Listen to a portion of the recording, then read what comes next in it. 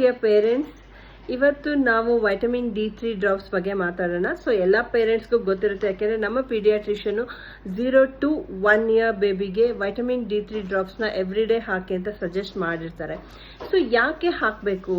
Strong ಬೋನ್ಸ್ಗೆ, ಹಾಗೆ brain ಡೆವಲಪ್ಮೆಂಟ್ಗೆ, ಹಾಗೆ ಇಮ್ಯುನಿಟಿಗೋಸ್ಕರ ನಾವು ವೈಟಮಿನ್ D3ನ ಹಾಕಬೇಕು. ಯಾಕೆ? ಇದು breast ಮಿಲ್ಕಲ್ಲಿ ಸಿಗಲ್ವಾ?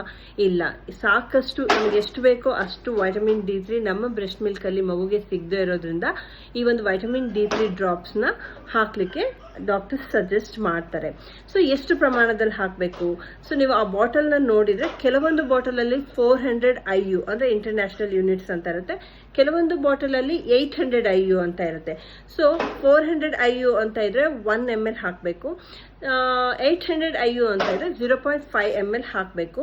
And one more thing, ನಾವು ಕೆಲವೊಬ್ರು ಏನು ಮಾಡ್ತೀವಿ ಅಂತಂದರೆ ಮಗುಗೆ ವೈಟಮಿನ್ D3 ಡ್ರಾಪ್ಸ್ ಹಾಕಿದ ನಂತರ ಆ ಡ್ರಾಪರ್ನ ಅಥವಾ ಫಿಲ್ಲರ್ನ ಆ ಬಾಟ್ಲಿಗೆ ಹಾಕಿ ತೆಗೆದಿಟ್ಬಿಡ್ತೀವಿ. ಬೇಡ, ಆ ಥರ ಮಾಡೋದು ಬೇಡ. ಯಾಕೆ ಅಂತಂದರೆ ಮಗು ಬಾಯಲ್ಲಿರುವಂತಹ ಬ್ಯಾಕ್ಟೀರಿಯಾ ಮತ್ತೆ ಬಾಟ್ಲಿಗೆ ನಾವು ಫಿಲ್ಲರ್ನ ಹಾಕಿದಾಗ ಇಡೀ ಸಿರಪ್ ಏನಾಗುತ್ತೆ, ಕಂಟಾಮಿನೇಟ್ ಆಗುತ್ತೆ.